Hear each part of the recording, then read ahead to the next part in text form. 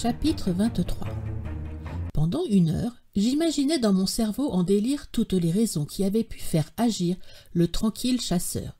Les idées les plus absurdes s'enchevêtrèrent dans ma tête. Je crus que j'allais devenir fou. Mais enfin, un bruit de pas se produisit dans les profondeurs du gouffre. Hans se remontait.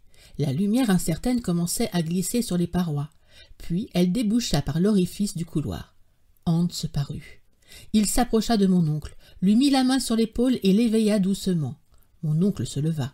« Qu'est-ce donc ?» fit-il. « Va-t'en !» répondit le chasseur. Il faut croire que sous l'inspiration des violentes douleurs, chacun devient polyglotte. Je ne savais pas un seul mot de danois, et cependant, je compris d'instinct le mot de notre guide. « De l'eau, m'écriai-je, en battant des mains, en gesticulant comme un insensé. « De l'eau, répétait mon oncle. « Hach !» demanda-t-il à l'Islandais. « Nedat, répondit Hans. « Où ?»« En bas. » Je comprenais tout. J'avais saisi les mains du chasseur et je les pressais tandis qu'il me regardait avec calme. Les préparatifs du départ ne furent pas longs et bientôt nous descendions un couloir dont la pente atteignait 2 pieds par toise. 1 heure plus tard, nous avions fait 1000 toises environ et descendu 2000 pieds. En ce moment, nous entendions distinctement un son inaccoutumé courir dans les flancs de la muraille granitique, une sorte de mugissement sourd, comme un tonnerre éloigné. Pendant cette première demi-heure de marche, ne rencontrant point la source annoncée, je sentais les angoisses me reprendre. Mais alors mon oncle m'apprit l'origine des bruits qui se produisaient. « Hans ne s'est pas trompé, dit-il. Ce que tu entends là, c'est le mugissement d'un torrent. »« Un torrent » m'écriai-je. « Il n'y a pas à en douter, un fleuve souterrain circule autour de nous. » Nous hâtâmes le pas, surexcités par l'espérance. Je ne sentais plus ma fatigue. Ce bruit d'une eau murmurante me rafraîchissait déjà. Le torrent, après s'être longtemps soutenu au-dessus de notre tête, courait maintenant dans la paroi de gauche, mugissant et bondissant. Je passais fréquemment ma main sur le roc, espérant y trouver des traces de suintement ou d'humidité, mais en vain. 1 demi-heure s'écoula encore, 1 demi-lieue fut encore franchie. Il devint alors évident que le chasseur, pendant son absence, n'avait pu prolonger ses recherches au-delà. Guidé par un instinct particulier aux montagnards, aux hydroscopes, il sentit ce torrent à travers le roc, mais certainement il n'avait point vu le précieux liquide. Il ne s'y était pas désaltéré.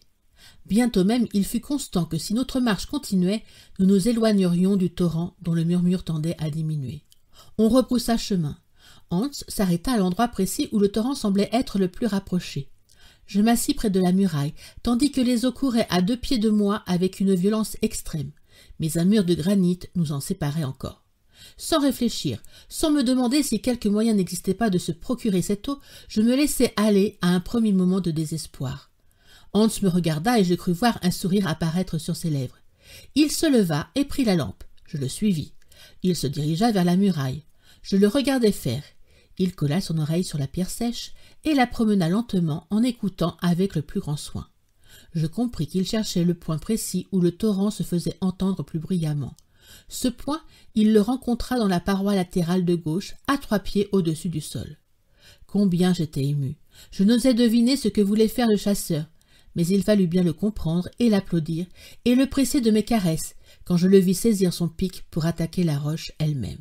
« Sauvé !» m'écriai-je. « Oui !» répétait mon oncle avec frénésie. « Hans a raison. Ah, le brave chasseur, nous n'aurions pas trouvé cela. » Je le crois bien. Un pareil moyen, quelque simple qu'il fût, ne nous serait pas venu à l'esprit. Rien de plus dangereux que de donner un coup de pioche dans cette charpente du globe. Et si quelque éboulement allait se produire qui nous écraserait? Et si le torrent, se faisant jour à travers le roc, allait nous envahir?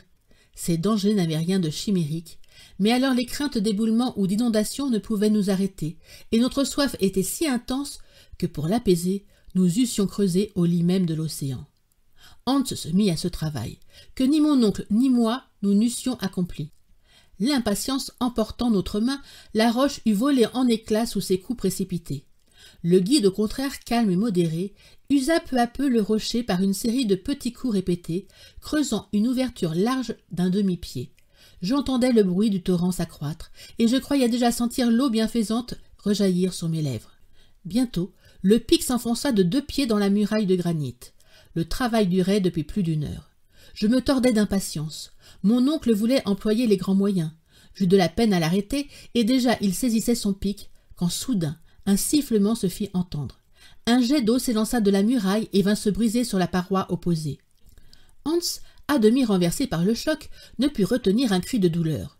Je compris pourquoi, lorsque plongeant mes mains dans le jet liquide, je poussai à mon tour une violente exclamation. La source était bouillante. « De l'eau à 100 degrés !» m'écriai-je. « Eh bien, elle refroidira !» répondit mon oncle.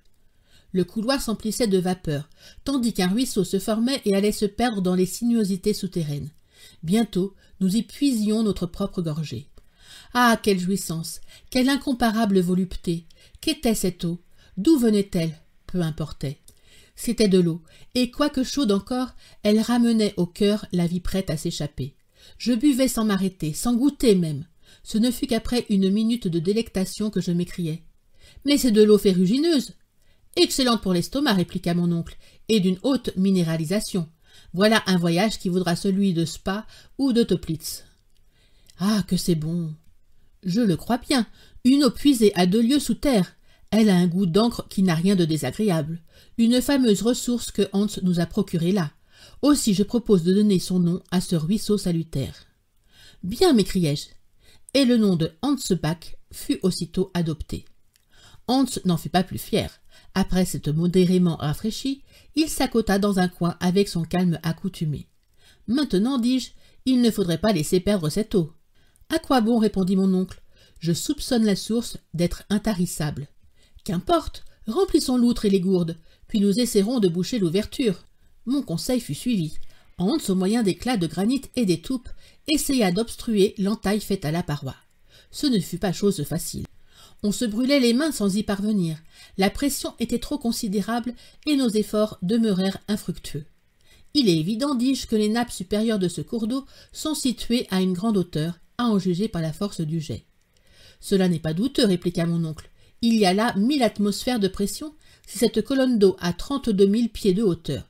Mais il me vient une idée. Laquelle? Pourquoi nous entêter à boucher cette ouverture? Mais parce que j'aurais été embarrassé de trouver une bonne raison.